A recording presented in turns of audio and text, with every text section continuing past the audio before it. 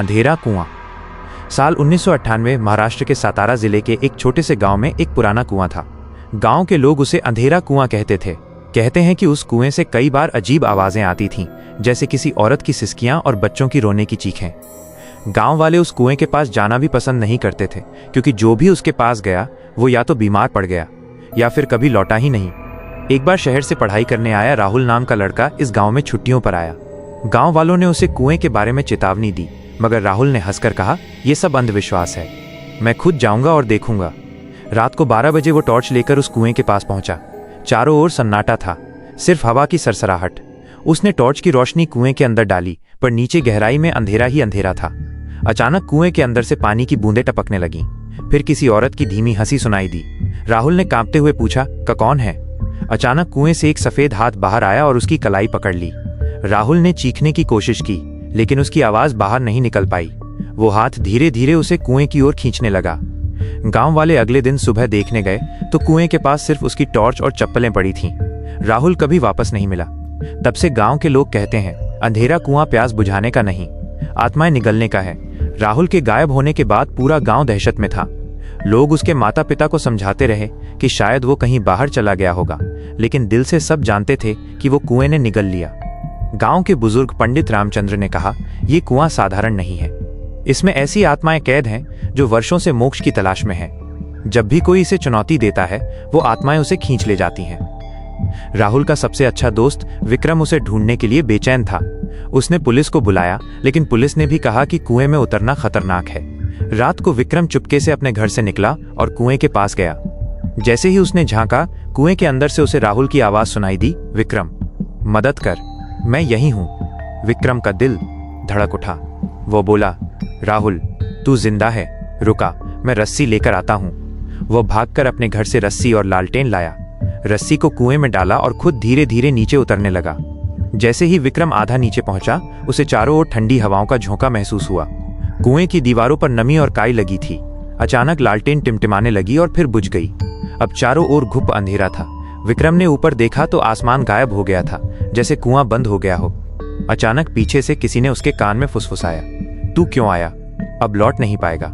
विक्रम कांप उठा। उसने आवाज पहचानने की कोशिश की, पर वो राहुल की नहीं थी। अचानक कुएं के अंदर दीवारों से सैकड़ों हाथ निकलने लगे, काले सड़े हुए गीले हाथ। वे सब विक्रम की रस्सी पकड़कर उसे नीचे खींचने लगे। नीचे गहराई से एक औरत की आवाज आई, तुम सबने हमें भुला दिया, अब हर साल इस कुएं को एक आत्मा चाहिए। विक्रम चीखता रहा, पर उसकी चीखें गांव तक नहीं पहुंची।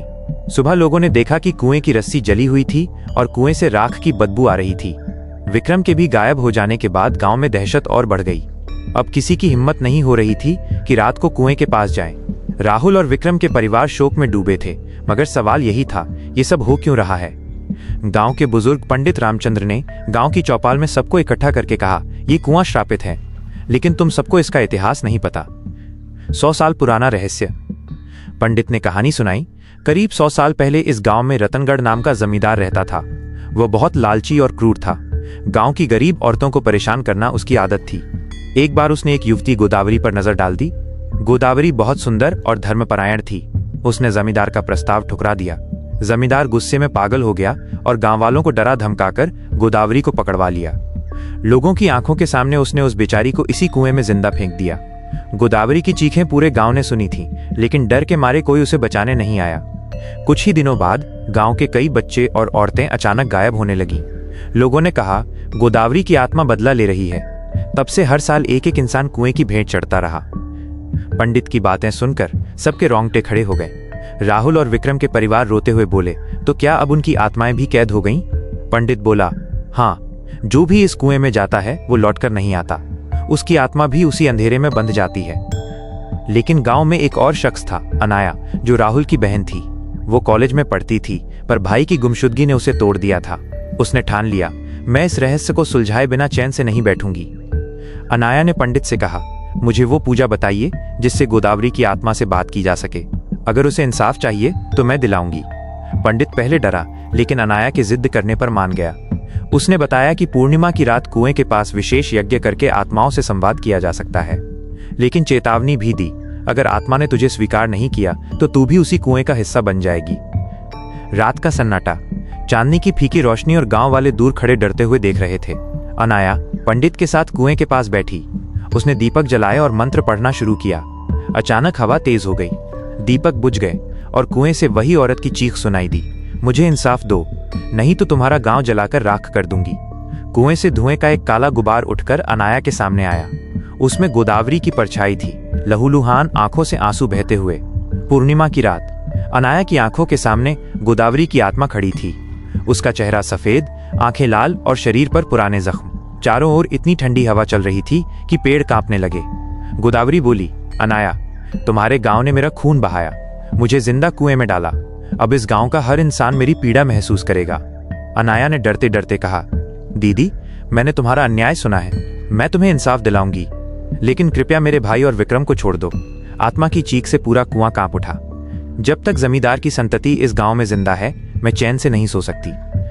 अनाया हैरान रह गई। पंडित ने धीमी आवाज में कहा, जमींदार की पीढ़ी अभी भी इस गांव में है, वही आज भी श्राप की जड़ है। अनाया को याद आया, गांव का मुखिया धनराज हमेशा से गांव वालों पर रौब जमाता था। वह जमींदार का परपोता था। गोदावरी की आत्मा गुस्से से चीखी, उसे मेरे हवाले कर दो, तभी मैं इस कुएं को छोड़ूंगी। गांव वाले धनराज को पकड़कर कुएं के पास लाए। धनराज डर से कांप रहा था, मैंने क्या किया? ये सब मेरे बाप दादाओं ने किया था। अनाया आगे बढ़कर बोली, गोदावरी दीदी, अगर तुम्हें इंसाफ चाहिए तो बदला सही जगह लो, लेकिन बाकी निर्दोषों को छोड़ दो। गोदावरी की आत्मा ने हाथ उठाया और धनराज को घसीटकर कुएं के किनारे ले आई। उसकी चीख पूरे गांव में गूंज उठी। कुछ ही पल में धनराज कुएं की गहराई में समा गया और उसके बाद कुआं शांत हो गया। अचानक कुएं से रोशनी की किरणें निकली। राहुल और विक्रम की धुंधली आत्माएं अनाया के सामने आईं।